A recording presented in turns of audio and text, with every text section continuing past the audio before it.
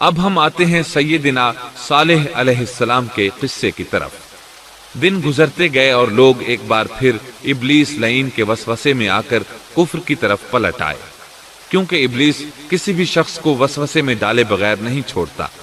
اس طرح ایک بار پھر کفر پھیل گیا، چنانچہ اللہ نے ان کی ہدایت کے لیے صالح علیہ السلام کو مبعوث فرمایا۔ یہ سمود کے پوتوں میں سے ایک عربی نبی تھے۔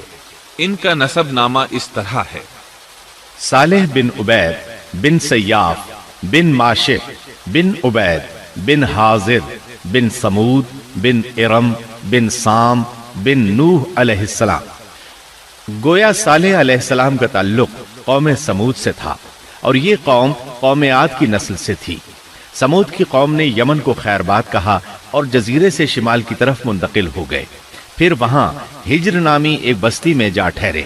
قرآن کریم کی سورۃ الحجر اسی بستی کے نام سے موسوم ہے۔ قوم عاد کا تذکرہ سورۃ الحجر کے علاوہ سورۃ الاحقاف اور سورہ ہود میں بھی ہے۔ اللہ تعالیٰ سورۃ الحجر آیت 80 میں فرماتے ہیں: اور ہجر والوں نے بھی رسولوں کو جھٹلایا۔ ہجر قوم سمود کا مرکزی شہر تھا۔ اب وہ مدائن صالح کے نام سے مشہور ہے۔ یہ شہر مدینہ منورہ کے شمال مغرب میں 380 کلومیٹر کے فاصلے پر واقع ہے۔ یہ لوگ بھی پہاڑوں کو تراش کر گھر بناتے تھے۔ یہ صنعت اور کاریگری انہوں نے قوم عاد سے وراثت میں پائی تھی۔ اللہ تعالیٰ سورۃ الفجر آیت 9 میں فرماتے ہیں: اور قوم سمود کے ساتھ کیا کیا جنہوں نے وادی میں بڑے بڑے پتھر تراشے تھے۔ قرآن مجید میں اللہ تعالیٰ ایک مقام پر فرماتے ہیں: اور ہم نے قوم عاد اور سمود کو غارت کیا جن کے بعض مکانات آپ کے سامنے ظاہر ہیں۔ ان کے مکانات ان کی تباہی سے لے کر اب تک موجود ہیں۔ شام کے راستے میں خیبر، تیماء سے تبوک تک قوم سمود کے آثار پائے جاتے ہیں۔ یہ لوگ کس طرح پتھر تراش تراش کر گھر بناتے تھے، اللہ تعالیٰ نے سورۃ الاعراف آیت 74 میں اس کا ذکر کیا ہے۔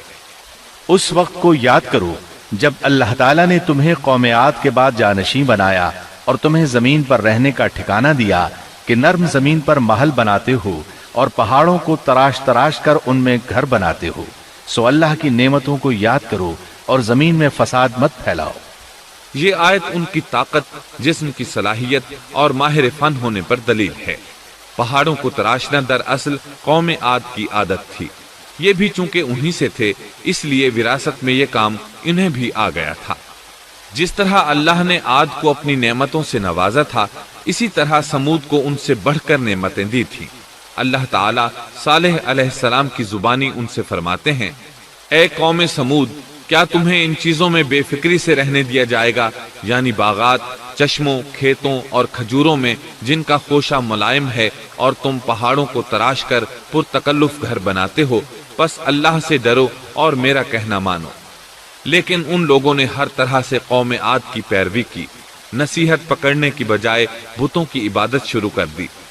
اللہ نے ان کے درمیان صالح علیہ السلام کو مبعوث فرمایا۔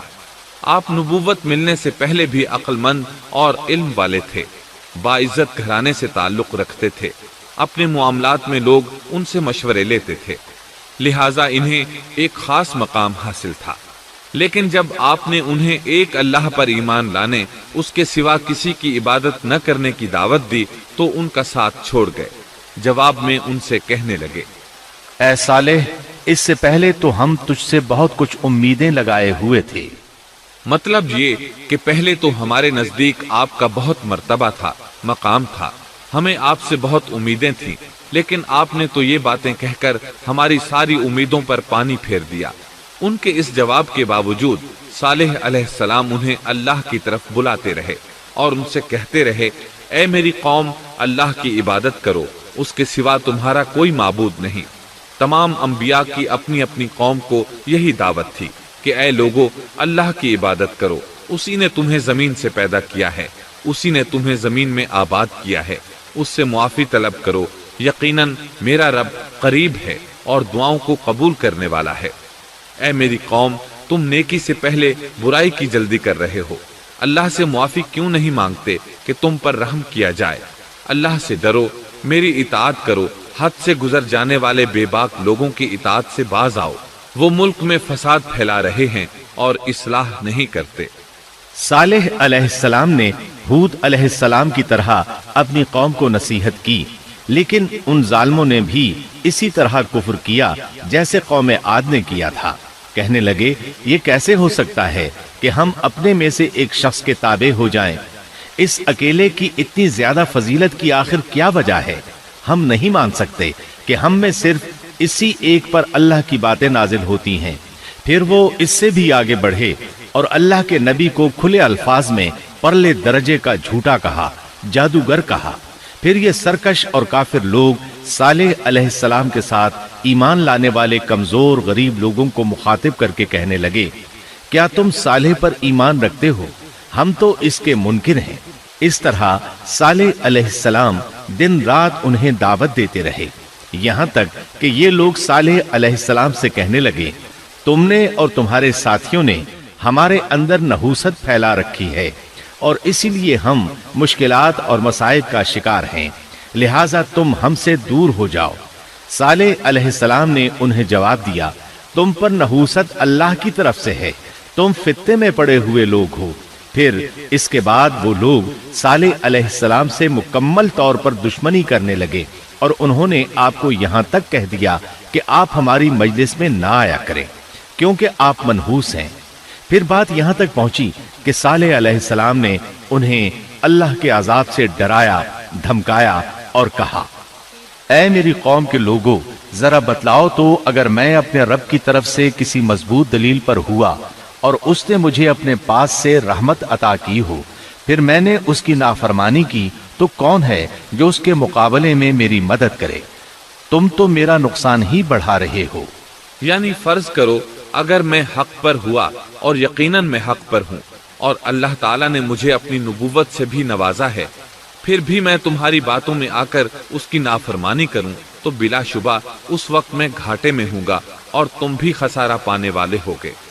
اس پر وہ ظالم لوگ مقابلے پر اتر آئے، کہنے لگے اگر تو سچا ہے تو کوئی معجزہ لے آ، لیکن وہ معجزہ ہماری مرضی کے مطابق ہو، اس صورت میں ہم ضرور ایمان لے آئیں گے۔ آپ ایسا کریں کہ بستی کے کنارے پتھریلی چٹان میں سے دودھ دینے والی 10 ماہ کی حاملہ اونٹنی نکالیں، اس کا رنگ سرخ ہو۔ صالح علیہ السلام سے یہ مطالبہ کر کے وہ سردار لوگ ایک طرف بیٹھ گئے اور مذاق اڑانے لگے۔ ایک کہنے لگا اونٹنی 10 ماہ کی ہو، حاملہ ہو۔ دوسرا کہنے لگا لازمی طور پر اس کا رنگ سرخ ہو۔ پھر ایک تیسرا سردار بولا اس کی کھال پر بہت زیادہ اون ہو۔ چوتھا بولا موٹی تازی ہو، ہم نے پہلے اس قسم کی اونٹنی دیکھی نہ ہو۔ پانچواں بولا وہ اتنی بڑی ہو کہ اکیلی ایک دن تمام کنویں کا پانی پی جائے اور دوسرے روز ہم پئیں۔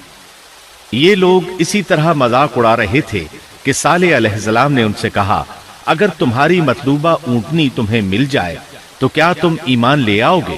سب نے مل کر کہا، ہاں ضرور لے آئیں گے۔ صالح علیہ السلام نے فرمایا، تب تم ایک دن سب لوگوں کو جمع کر لو۔ مقررہ دن وہ لوگ جمع ہو گئے۔ ان کی موجودگی میں صالح علیہ السلام نے اللہ سے دعا کی، زمین پر زلزلہ طاری ہوا، ان کی آنکھوں کے سامنے چٹان پھٹی اور اس سے بالکل ویسی ہی اونٹنی نکلی جیسا کہ ان کا مطالبہ تھا۔ انہوں نے اپنی زندگی میں ایسی اونٹنی کبھی نہیں دیکھی تھی۔ اس میں وہ تمام صفات موجود تھیں جن کا ذکر ان لوگوں نے کیا تھا۔ اللہ تعالیٰ صالح علیہ السلام کی زبانی سورہ ہود آیت 64 میں فرماتے ہیں، اے میری قوم، یہ اللہ کی بھیجی ہوئی اونٹنی ہے، یہ تمہارے لیے ایک معجزہ ہے۔ اب تم اسے اللہ کی زمین میں کھاتی ہوئی چھوڑ دو اور اسے کسی طرح کی تکلیف نہ پہنچاؤ، ورنہ فوری عذاب تمہیں آ پکڑے گا۔ اس اونٹنی کو چونکہ کسی اونٹنی نے جنم نہیں دیا تھا، اس لیے اس کو ناقۃ اللہ یعنی اللہ کی اونٹنی کہا گیا۔ پھر صالح علیہ السلام نے فرمایا، لوگو سن لو، ایک دن یہ اونٹنی پانی پیے گی، ایک دن تم پیو گے، تم میں سے کوئی اسے تکلیف نہ پہنچائے، ورنہ اللہ کا بدترین عذاب تم پر نازل ہوگا۔ سورۃ القمر میں اللہ فرماتے ہیں، بے شک ہم اونٹنی کو ان کے لیے آزمائش بنا کر بھیج رہے ہیں، تم صبر کے ساتھ ان کے انجام کا انتظار کرو۔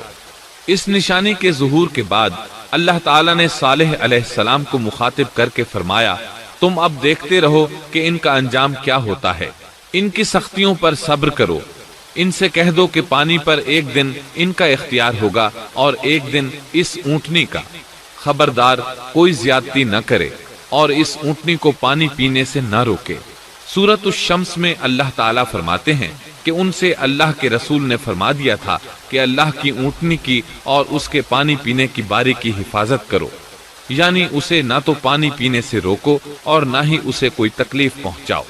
اس معجزے کو دیکھ کر لوگ دو گروہوں میں بٹ گئے۔ بہت کم لوگوں نے صالح علیہ السلام کی پیروی کی، ان پر ایمان لائے، جبکہ اکثر لوگ پھر بھی اپنے کفر پر ڈٹے رہے۔ اللہ تعالیٰ فرماتے ہیں ان لوگوں نے خود معجزے کا مطالبہ کیا تھا، لیکن اس کو اپنی آنکھوں سے دیکھنے کے باوجود ظلم پر اڑے رہے اور کفر پر اصرار کرتے رہے۔ سورۃ الحجر آیت 81 میں اللہ فرماتے ہیں اور انہیں ہم نے اپنی نشانیاں بھی عطا فرمائی تھیں، لیکن پھر بھی وہ ان سے گردن موڑنے والے ہی رہے۔ اسی طرح سورہ بنی اسرائیل میں اللہ تعالیٰ فرماتے ہیں ہم نے قوم سمود کو نشان کے طور پر اونٹنی عطا فرمائی تھی، لیکن انہوں نے اس پر ظلم کیا۔ بلا شبہ وہ ایک واضح نشانی تھی، کوئی شخص یہ نہیں کہہ سکتا تھا کہ جادوگروں نے اسے پیدا کیا ہے۔ وہ اونٹنی ان میں موجود رہی، ان کے علاقے میں جہاں چاہتی چرتی، جب کنویں پر پانی پینے جاتی تو سارا پانی پی جاتی۔ وہ لوگ اس کا دودھ پیتے، دودھ سب کے لیے کافی ہو جاتا۔ ان کی آنکھوں کے سامنے اس نے ایک بچے کو جنم دیا، وہ شکل صورت میں بالکل اپنی ماں جیسا تھا۔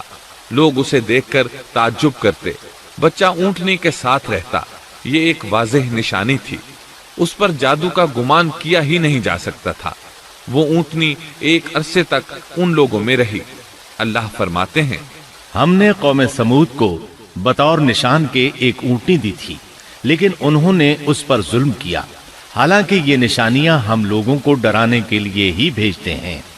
وہ لوگ اس اونٹنی کو دیکھ کر متعجب ضرور ہوئے، لیکن ایمان پھر بھی بہت کم لوگ لائے، حالانکہ اس نشانی کے بعد انہیں چاہیے تھا ایمان لے آئیں۔ پھر ایک دن قوم کے سرداروں نے مشورہ کیا کہ اگر ہم نے صالح کو اسی طرح چھوڑ دیا تو کہیں لوگ ہمیں نہ چھوڑ دیں اور صالح کے پیروکار بن جائیں۔ اس اونٹنی نے تو ہمیں مصیبت میں ڈال دیا ہے، ہم پورا ایک دن پانی کو چھو بھی نہیں سکتے، کیونکہ یہ سارا دن پانی پیتی رہتی ہے۔ پھر یہ اس قدر دیو ہیکل ہے کہ اسے دیکھ کر ہماری بکریاں بھاگ جاتی ہیں، اونٹ اسے دیکھ کر خوفزدہ ہو جاتے ہیں، لہٰذا ہمیں چاہیے کہ اس سے چھٹکارا حاصل کر لیں۔ وہ آپس میں مشورہ کرتے رہے، آخر انہوں نے ایک آدمی منتخب کیا۔ مورخین کا اس پر اتفاق ہے کہ اس کا نام قدار بن سالف تھا، اس کے ساتھ اس کا ایک ساتھی بھی تھا۔ ان دونوں نے مل کر اونٹنی کو قتل کیا۔ اللہ تعالیٰ سورۃ القمر آیت 29 اور 30 میں فرماتے ہیں پھر انہوں نے اپنے ساتھی کو بلایا، تب اس نے ہاتھ بڑھایا اور اس کی کونچیں کاٹ دی، پھر دیکھا ہمارا عذاب اور ڈراوا کیسا تھا۔ اس قدار کے بارے میں نبی کریم صلی اللہ علیہ وسلم کا ارشاد ہے کہ پہلے لوگوں میں سے سب سے زیادہ بدبخت یہی تھا۔ اللہ تعالیٰ نے قرآن مجید میں اس کا ذکر یوں فرمایا ہے فَنَادَوْا صَاحِبَهُمْ، پھر انہوں نے اپنے ساتھی کو پکارا۔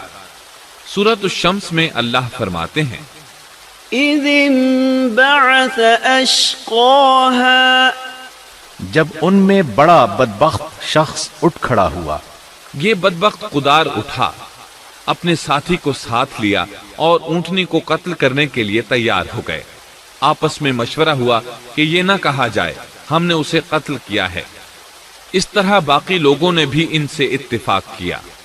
اللہ تعالیٰ سورہ نمل آیت 48 میں فرماتے ہیں اور اس شہر میں 9 آدمی ایسے تھے جو زمین میں فساد کرتے تھے اور اصلاح نہیں کرتے تھے۔ مطلب یہ کہ یہ لوگ فساد کی انتہا کو پہنچے ہوئے تھے، ان میں بھلائی نام کو نہیں تھی اور نہ ان کا فساد کی اصلاح کا ارادہ تھا۔ بخاری، مسلم اور مسند احمد کی ایک حدیث میں ہے رسول اللہ صلی اللہ علیہ وسلم نے ایک بار اپنے خطبے میں اس اونٹنی اور اسے مار ڈالنے کا ذکر فرمایا۔ آیت اِذِ انبَعَثَ أَشْقَاهَا کی تلاوت کرتے ہوئے فرمایا کہ جیسے ابو زمعہ تھا، اسی جیسا یہ شخص بھی اپنی قوم میں عزیز، دلیر اور بڑا آدمی تھا۔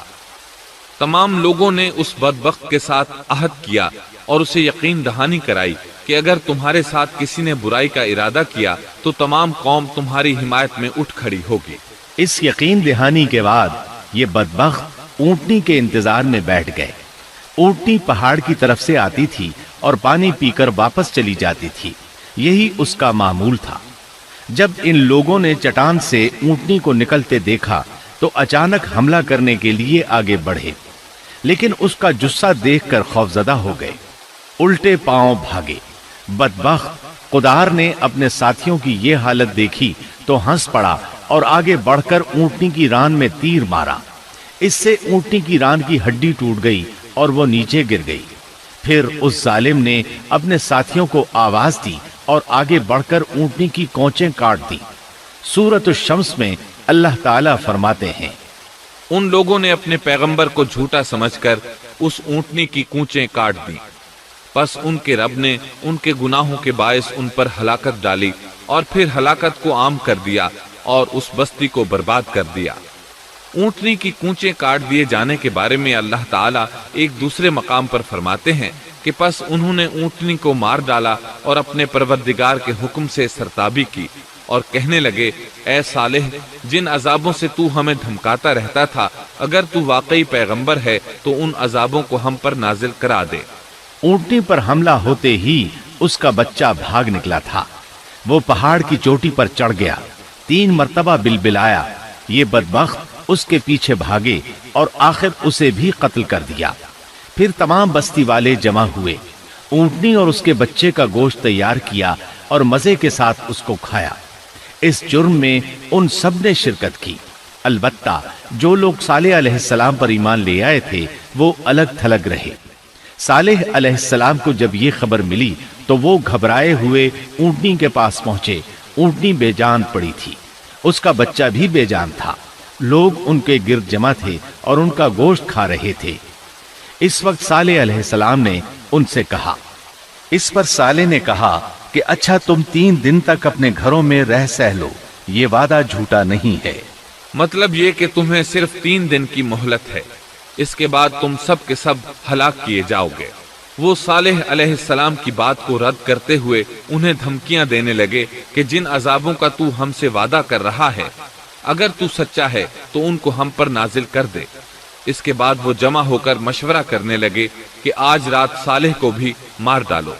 ان کے اس مشورے کے بارے میں اللہ تعالیٰ سورۃ النمل آیات 48 اور 49 میں فرماتے ہیں، اس شہر میں 9 سردار تھے، وہ زمین میں فساد پھیلاتے رہتے تھے اور اصلاح نہیں کرتے تھے۔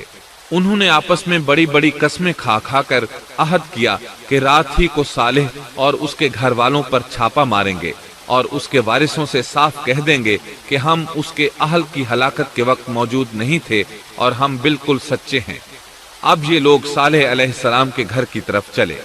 اللہ تعالیٰ سورۃ النمل آیات 50 اور 51 میں فرماتے ہیں، اور انہوں نے ایک داؤ کھیلا، سو ہم نے بھی ایک ایسا داؤ کھیلا کہ انہیں خبر بھی نہ ہوئی۔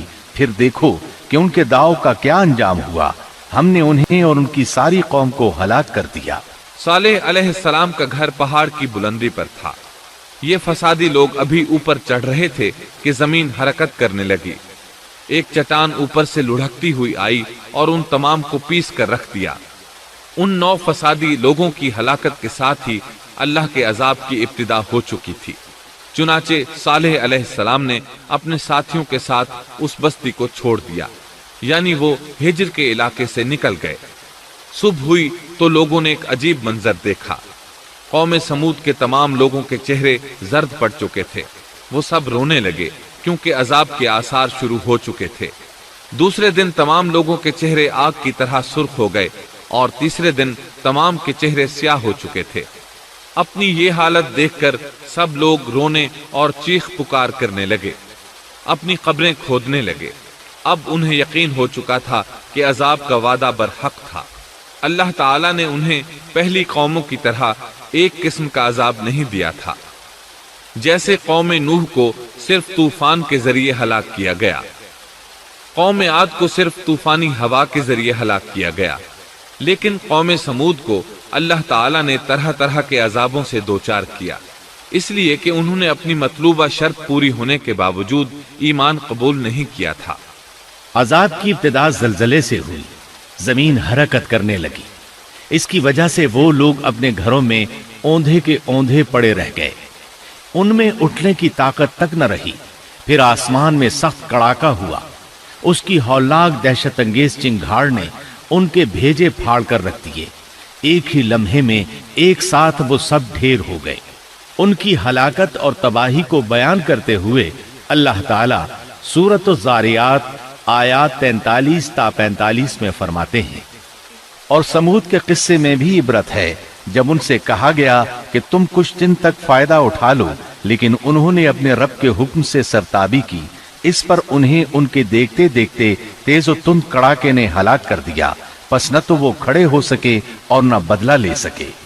اسی طرح سورہ ہود میں اللہ تعالیٰ نے ان کی تباہی کا نقشہ اس طرح کھینچا ہے کہ ایک زور کی کڑک نے ان ظالموں کو آ لیا، پھر تو وہ اپنے گھروں میں زانوں کے بل مردہ پڑے رہ گئے، ایسے گویا کہ وہ کبھی آباد ہی نہ تھے۔ سورۃ القمر میں اللہ نے ان کی رسوائی ان الفاظ میں بیان کی ہے، ہم نے ان پر ایک چیخ بھیجی، پھر وہ ایسے ہو گئے جیسے کانٹوں کی باڑ کا چورا۔ دوسری طرف صالح علیہ السلام اور ان کے ساتھیوں کو اللہ تعالیٰ نے اپنی رحمت سے نجات دی۔ اللہ تعالیٰ سورہ ہود آیت 66 میں فرماتے ہیں، پھر جب ہمارا فرمان آ پہنچا، ہم نے صالح اور ان پر ایمان لانے والوں کو اپنے فضل سے اس سے بچا لیا اور اس دن کی رسوائی سے بھی۔ یقیناً تیرا پروردگار نہایت توانا اور غالب ہے۔ اس قوم کے آثار آج تک باقی ہیں۔ مدینہ منورہ کے شمال مغرب میں ان کے گھر موجود ہیں۔ اب یہ علاقہ مدائن صالح کے نام سے مشہور ہے۔ سورۃ النمل میں اللہ تعالیٰ فرماتے ہیں، پس یہ ان کے گھر ہیں جو ان کے ظلم کے سبب ویران پڑے ہیں، بے شک اس میں دانش مندوں کے لیے نشانیاں ہیں۔ اللہ تعالیٰ نے ان کے نشانات کو آج تک باقی رکھا ہے تاکہ بعد میں آنے والوں کو یقین ہو جائے اور کسی قسم کا شک نہ رہے۔ عذاب کے آثار نمودار ہونے پر صالح علیہ السلام نے ان سے فرمایا تھا، اے میری قوم، میں نے تمہیں اپنے پروردگار کا حکم پہنچا دیا تھا اور میں نے تمہاری خیر خواہی کی، لیکن تم لوگ خیر خواہوں کو پسند نہیں کرتے۔ اس کے بعد صالح علیہ السلام اپنے ساتھیوں کے ساتھ وہاں سے ہجرت کر کے فلسطین آ گئے، وہیں رملہ نامی بستی میں رہنے لگے اور یہیں آپ کی وفات ہوئی۔ نبی کریم صلی اللہ علیہ وسلم صحابہ کرام رضی اللہ عنہم کے ساتھ تبوک تشریف لے گئے تو آپ نے مدائن صالح کے قریب قیام فرمایا تھا۔ صحابہ نے ان کنوؤں سے پانی لے لیا جو قوم سمود کے استعمال میں رہے تھے، کچھ برتن بھی وہاں سے لے لیے۔ آپ کو پتہ چلا تو آپ نے حکم فرمایا، ان برتنوں کو توڑ دو اور اس پانی کو بہا دو، اور اس پانی سے جو کھانا تیار کیا ہے اس کو الٹ دو۔ آپ نے انہیں ان گھروں میں داخل ہونے سے بھی روک دیا جن میں اللہ کا عذاب نازل ہوا تھا۔ آپ صلی اللہ علیہ وسلم نے فرمایا، میں ڈرتا ہوں تم پر بھی ایسا عذاب نہ آ جائے جیسا ان پر آیا تھا، اس لیے ان کے علاقے میں داخل نہ ہوا کرو، اور اگر داخل ہونا پڑ جائے تو روتے ہوئے داخل ہوا کرو، اور رونا نہ آئے تو رونے جیسی شکلیں بنا لیا کرو تاکہ تمہارا شمار ظالموں میں نہ ہو۔ اللہ تعالیٰ فرماتے ہیں، آگاہ رہو، قوم سمود نے اپنے رب سے کفر کیا، سن لو ان سمودیوں پر پھٹکار ہے۔ قرآن میں ان کا قصہ 26 سے زائد مرتبہ بیان کیا گیا ہے۔ اس کے بعد لوگ ایمان کی حالت میں امن چین کی زندگی بسر کرنے لگے، لیکن پھر نئے سرے سے ان میں خرابی پیدا ہوئی۔ شیطان نے پھر اپنا کام دکھایا، ان کے دلوں میں وسوسہ ڈالا، اور فلسطین، عراق، مصر اور جزیرے کے نواحی علاقوں میں شرک پھیل گیا۔ لوگ ایک بار پھر کفر کی طرف پلٹ پڑے۔ اس پورے قصے میں چند عبرتیں ہیں، آئیے ذرا ان کا بھی ذکر ہو جائے۔ اللہ تعالیٰ کی اونٹنی اگرچہ سیدنا صالح علیہ السلام کی نبوت کا ایک نشان تھی، ان کی سچائی کا ثبوت تھی، لیکن قرآن کریم کی وضاحت یہ ہے کہ وہ قوم سمود کی آزمائش کے لیے تھی اور وہی ان کی ہلاکت کا نشان ثابت ہوئی، جیسا کہ سورۃ القمر میں اللہ تعالیٰ فرماتے ہیں، بے شک ہم اونٹنی کو ان کی آزمائش اور امتحان کے لیے بھیجنے والے ہیں، پس تو ان کے انتظار میں رہ اور صبر اختیار کر۔ سنت اللہ یہ رہی ہے کہ اگر وہ اپنے پیغمبر کو کسی قوم کی ہدایت کے لیے بھیجے اور قوم اس کی ہدایت پر کان نہ دھرے تو ضروری نہیں کہ وہ قوم ہلاک کر دی جائے، لیکن جو قوم اپنے نبی سے اس وعدے پر نشان طلب کرے کہ اگر ان کا مطلوبہ نشان ظاہر ہو گیا تو وہ ایمان لے آئیں گے، اور پھر نشان آ جانے کے بعد وہ ایمان نہ لائے تو اس قوم کی ہلاکت یقینی ہے۔ اللہ تعالیٰ پھر اس قوم کو معاف نہیں کرتے جب تک کہ وہ تائب نہ ہو جائے اور اللہ کے دین کو قبول نہ کرے، یا عذاب الہی سے صفائے ہستی سے مٹ کر دوسروں کے لیے عبرت کا نشان بن جائے۔ لیکن اس سنت سے نبی کریم صلی اللہ علیہ وسلم کی امت مستثنا ہے، اس لیے کہ آپ صلی اللہ علیہ وسلم نے وضاحت فرمائی ہے، میں نے اللہ تعالیٰ سے دعا مانگی ہے کہ اللہ تعالیٰ میری امت میں عذاب عام مسلط نہ فرمائے، اور اللہ نے میری دعا قبول فرما لی۔ قرآن میں اللہ تعالیٰ نے نبی کریم صلی اللہ علیہ وسلم کی اس بات کی یوں تصدیق کی ہے، اے رسول، اس حال میں کہ تو ان میں موجود ہے، اللہ تعالیٰ ان کافروں پر عذاب مسلط نہیں کرے گا۔ اور یہ ایک خطرناک غلطی ہے، نفس کا دھوکہ ہے کہ انسان عیش و عشرت اور دنیاوی جاہ و جلال کو دیکھ کر یہ خیال کر بیٹھے، یہ گمان کر لے کہ جس قوم یا فرد کے پاس یہ سب کچھ موجود ہے وہ ضرور اللہ تعالیٰ کے سائے میں ہے، اور یہ کہ ان کی یہ خوش عیشی اس بات کی علامت ہے کہ اللہ تعالیٰ کی خوش نودی ان کے ساتھ ہے۔ یہ نفس کا دھوکہ ہے، غلط فہمی ہے، بلکہ کج فہمی ہے۔ قرآن کریم کے اس واقعے میں جگہ جگہ اس بات کی وضاحت ہے کہ بعض اوقات زیادہ سے زیادہ خوش عیشی زیادہ سے زیادہ عذاب کا پیش خیمہ ثابت ہوتی ہے، اگرچہ قوموں کے لیے اس کی مدت چند ماہ یا چند سال نہیں بلکہ گھبرا دینے والی مدت ہی کیوں نہ ہو، مگر ہر قسم کی دنیاوی کامیابیوں اور خوش عیشیوں کے ساتھ جب ظلم، سرکشی اور غرور کسی قوم کا مستقل شعار بن جائے تو سمجھ لو اس کی تباہی اور ہلاکت کا وقت قریب آ پہنچا۔ اللہ تعالیٰ فرماتے ہیں، تیرے رب کی پکڑ بہت سخت ہے، لیکن اس کے ساتھ ہی یہ بات بھی ہے کہ کسی قوم میں تمام تر خرابیوں کے باوجود اگر قوم سے اکثر افراد اللہ کے شکر گزار ہوں، اس کے بندوں کے ساتھ انصاف کرنے والے اور آپس میں نیک نیت اور خیرخواہی کرنے والے ہوں، تو بلا شبہ وہ اللہ کے ہاں مقبول بندے ہیں، اور انہی کو دنیا اور آخرت کی کامیابیوں کی بشارت ہے، اور انہی کے لیے یہ دنیاوی عیش اللہ کی بے انتہا نعمتوں کی علامت ہے۔ انہی الفاظ پر سیدنا صالح علیہ السلام کا قصہ اختتام کو پہنچا۔